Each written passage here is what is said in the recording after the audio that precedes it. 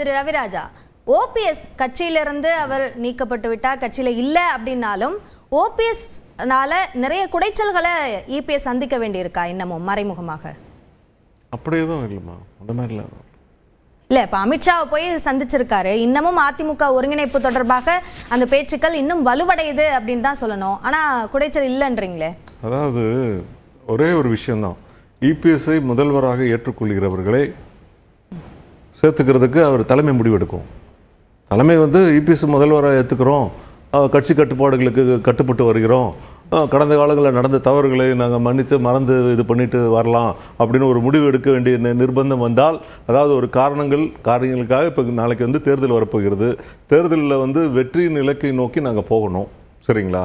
அப்போ ஒரு தலைமை ஒரு முடிவு எடுக்குது அப்படின்னா அந்த தலைமை முடிவுக்கு எல்லாரும் கட்டுப்படுறாங்க அப்படின்னா கண்டிப்பா அதை கன்சிடர் பண்ணுவாங்க. தலைமையோட முடிவா அல்லது அமித்ஷாவோட முடிவா? அமித்ஷா அதிமுக முடிவு எடுக்கிறதுக்கு எப்படி முடிவு எடுப்பாரு? இல்ல நீங்க எப்பயுமே தவறாவே பேசலாம், தவறாவே சொல்லிட்டு இருந்தா என்ன அர்த்தம்? அண்ணா திராவிட முன்னேற்ற கழகத்துக்கு தலைமை எடப்பாடி அண்ணன் அவர்கள் தான், அவர் தான் முடிவு எடுக்கிறாரு. அவர் நட்பு ரீதியாக இப்போ இவர் பேசும்போது உறுதியா இருந்தாரு சார். அமித்ஷாவை போய் சந்திச்ச பிறகு திரு ரவிராஜா சொல்றாரு, நான் என்ன சொல்றேன், ஒரு கூட்டணி கட்சியினுடைய ஒரு முக்கிய பிரமுகரை ஒரு நல்ல விஷயத்துக்காகவோ இல்ல ஒரு நல்லது நடக்கணுங்கிறதுக்காகவோ போய் மரியாதை நிமித்தமாக சந்திப்பது எப்படி நம்ம தவறுன்னு சொல்ல முடியும்? சொல்லுங்க. இப்ப பாருங்க, இவ்வளவு நேரம் அவங்க காங்கிரஸ்ல இருந்து போனவங்க இப்படி போனாரு, அதுக்கு போனாரு, இதுக்கு போனாரு, இவ்வளவு விளக்கம் கொடுத்தாரு இல்லைங்களா? அதே மாதிரி இப்ப நாளைக்கு போய் இவரு முதலமைச்சர் போய் டெல்லியில போய் சந்திக்கிறாரு, போய் சோனியா காந்தி சந்திக்கிறாரு, ஒரு 2 நாள் எக்ஸ்ட்ரா இருந்துட்டு வர்றாரு, பிரதமரோட மீட்டிங்ல கலந்துக்கிறாரு, பிரதமரோட தனியா போய் பேசுறாரு. தனியா பேசினாருன்னா கூட்டணி வைக்கிறதுக்காக பேசுறாருன்னு நம்ம கணக்கு எடுத்துக்க முடியுமா? இப்படி எடுத்துப்பீங்களா சார்? கூட்டணி பத்தி பிரதமரை போய் பாக்குறாரு, பிரதமரோட 2 நிமிஷம் பேசுறாரு, தனியா 1/2 மணி நேரம் அப்பாயின்மெண்ட் வாங்கி பேசுறாரு, தமிழக கோரிக்கைக்காக பேசுறாரா இல்ல கூட்டணிக்காக பேசுறாரு? எலெக்ஷன் நேரத்துல பாக்குறப்ப எல்லாமே தவறா கூட தெரியலாம் இல்லையா? சரி சரி, நான் புரிஞ்சுக்கிறேன். திரு ஹஃபீஸ், இப்போ இந்த கூட்டணி இது தொடர்பான சந்தேகங்கள் அப்படின்றதுக்கு எந்த இடமுமே இல்லை அப்படின்ற கருத்து தான் நீங்க தொடர்ந்து சொல்றீங்க. ஆனா அந்த சந்திப்பையும் சந்தேகத்திற்கு உட்படுத்தணும் அப்படின்றதான் திரு ரவிராஜா திரும்ப திரும்ப சொல்றாரு. இந்த சந்திப்பு பிரவீன் சக்கரவர்த்தியோட சந்திப்பு. அரசியலில் என்ன வேணாலும் நடக்கலாம், இப்படிப்பட்ட மாற்றங்களும் வரலாம். கூட்டணி மாறுவதற்கு காங்கிரஸ் என்ன முடிவு எடுக்கிறதுனால எடுக்கிறதுக்கு அவங்களுக்கு எல்லா உரிமை இருக்கு. அவரு ஆசை பாசங்கள் இருக்கு சொல்லிட்டாரு. இல்ல என்ன என்னால புரிஞ்சுக்க முடியல அப்படின்னா, நீங்க வந்திருக்கீங்கன்னா உங்க கட்சி நிலைப்பாட சொல்லுங்க, உங்க கட்சியில என்ன யோசிக்கிறீங்க, உங்க கட்சியுடைய ஸ்ட்ராட்டஜி என்னன்னு சொல்லுங்க. ஆனா இங்க உட்கார்ந்துட்டு காங்கிரஸ் அப்படி யோசிக்குது, காங்கிரஸுக்கு அந்த ஆப்ஷன் இல்ல.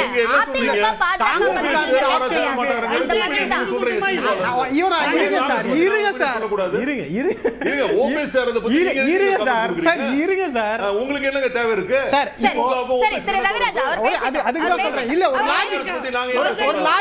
ஒரு லாஜிக்க சொல்றேன் கேளுங்க. இல்ல நான் பதில் சொல்றேன். இருங்க சார், இருங்க சார். இது ஒரு புத்தி என்ன சொன்னாரு?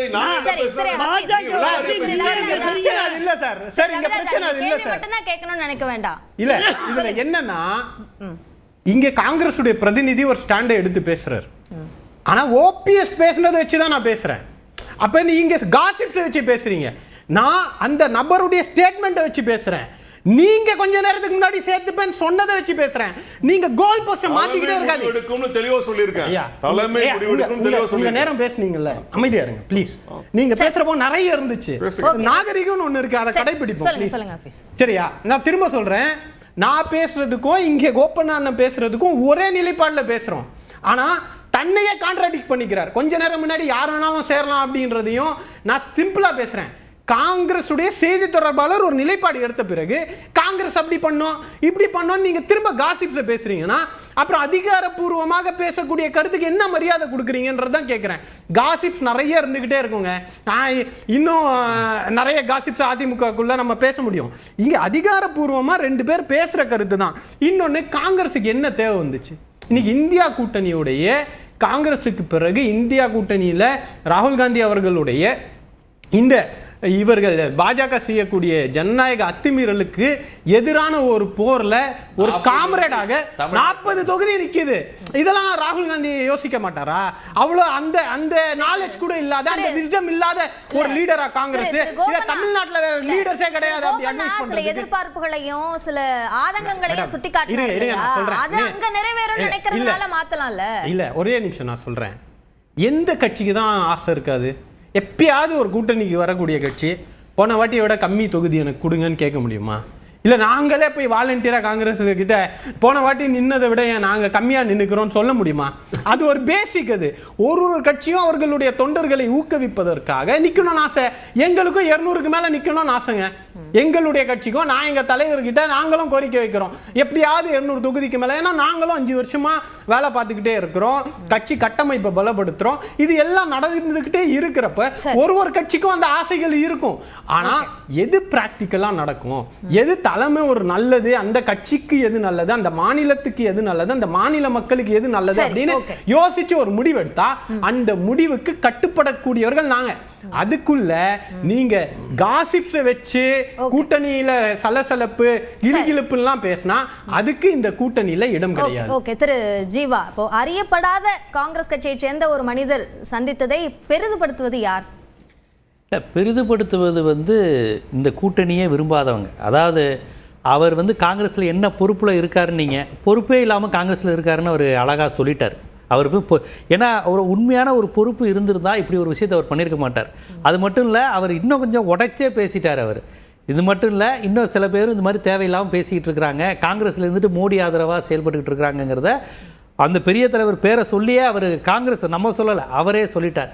அப்படி இருக்கிறப்ப இந்த விஷயங்கள் அனைத்தும் வலதுசாரிகளுக்கு தான் சாதகமாக இருக்குது. அதை கொண்டாடக்கூடியவர்கள் பெரும்பாலும் விஜய் கட்சியினர், வலதுசாரியினர், 2 பேருடைய நோக்கமும் ஒன்று தான், ரெண்டும் ஒரே கேட்டகரி தான். இப்போ அப்புறம் அது மட்டும் இல்லை, ஐயா ரொம்ப அழகாக சொன்னாங்க, யார் தீர்மானிப்பாங்கன்னா அமித்ஷாவும் சேர்ந்து தீர்மானிப்பாருன்னு தான் அவர் சொன்னார். அதிமுக கூட்டணியை யார் முதலமைச்சர் வரும்போது அமித்ஷாவும் சேர்ந்து தீர்மானிப்பாருங்கன்னு சொன்னாங்க. இந்த கூட்டணியை பொறுத்தவரை அந்த கேள்வியே வராது, அந்த கேள்விக்கான வேலையே இல்லையே. இப்போ ராகுல் காந்தி தீர்மானிப்பார்னு சொல்ல வேண்டிய தேவையே வரல. இது தெளிவாக இருக்குது. அது முழுக்க டெல்லி கட்டுப்பாட்டில் இருக்குது. விஜய் கட்சியாக இருக்கட்டும், அதிமுக கட்சியாக இருக்கட்டும், விஜய் கட்டுப்பாட்டில் இருக்கு. இன்னைக்கு ஓ பன்னீர்செல்வத்தை இன்னைக்கு தான் முதன்முறையாக நாங்கள் சேர்த்து வரலாம் அப்படின்னு சொல்கிறாங்க. ஓபிஎஸ் ஆதரவாளர் ஒருத்தர் மேடையிலே அழுதாரு, ஐயா நீங்கள் என்ன வேணாலும் சொன்னாலும் கேட்குறோம், எங்களை எப்படியா திருப்பி சேர்த்துக்கோன்னு அழுதாங்க. ஒரு ஓபிஎஸ் ஆதரவாளர், எனக்கு அவர் பேர் மறந்து போச்சு. அதுவரையும் முடியவே முடியாதுன்னு இருந்தவங்க இன்னைக்கு ஏதோ இதுவும் சொல்கிறேன். அமித்ஷா சந்திப்புக்கு பிறகு தான் எல்லாம் நடந்திருக்கு. செங்கோட்டையன் தான் ரொம்ப அழகாக சொன்னார், அமித்ஷா சொல்லி தான் சந்தித்தேன், அமித்ஷா சொல்லி தான் சண்டை போட்டேன், அமித்ஷா சொல்லி தான் எடப்பாடியை திட்டினேன், அமித்ஷா சொல்லி தான் விஜய்கிட்ட போய் சேர்ந்திருக்காரு. அதை மட்டும் இப்போ அவர் சொல்லலை, பின்னாடி ஒரு நாளைக்கு சொல்லுவார். அமித்ஷா சொல்லி தான் அந்த கட்சி காணாம போனதுக்கு அப்புறம் அதை பற்றி அவர் சொல்லுவார். ஸோ அமித்ஷா சொல்லி தான் எல்லாம் நடக்குதுங்கிறத சொல்லிட்டாரு. அமித்ஷா சொல்லி தான் நடக்குங்கிறத ஐயாவும் அழகா சொன்னார், நான் சொல்லலை. அவரோட பேச்சை கேளுங்க, அமித்ஷா சொல்லி தான் எல்லாம் நடக்குதுங்க, ரொம்ப அழகா சொன்னாங்க ஐயா. ஓகே திரு நித்யானந்தம், பாமகவும் தேமுதிகவும் கூட்டணி தொடர்பாக எந்த முடிவும் எடுக்காம இருக்கிறதுனால தேசிய ஜனநாயக கூட்டணி அடுத்த கட்டத்தை நோக்கி நகராம இருக்கா? எல்லாம் ஏற்கனவே இருந்த கூட்டணியில் இருந்தவர்கள் இந்த கூட்டணிக்கு தான் வருவாங்க, இதில் எந்த சந்தேகமும் தேவையில்லை. கடைசியில் அதை பேசிப்பாங்க. இப்போ தீர்க்க வேண்டிய பிரச்சனை முதல்ல தலையாய பிரச்சனையாக இருக்கக்கூடியதை சந்தித்து பேசிக்கிட்டு இருக்காங்க. அதே மாதிரி அமித்ஷாவும் சேர்ந்து தான் முடிவு பண்ணுவார் அப்படின்னு நான் சொன்னேன் அப்படின்றது உண்மைதான். ஏன்னா திமுகவினுடைய அந்த இந்தி கூட்டணியுடைய தலைவர் யார்? ராகுல் காந்தி. அவர் தானே எல்லாமே அங்கே டிசைடிங் ஃபேக்டர், தேசிய அளவு. அப்போது அந்த காங்கிரஸோட இவங்க மல்லு கட்டிக்கிட்டே இருந்தாங்கன்னா திமுக இங்கே ஜெயிக்கிறதுக்கான வாய்ப்பே கிடையாது. அவசரப்படாதீங்க.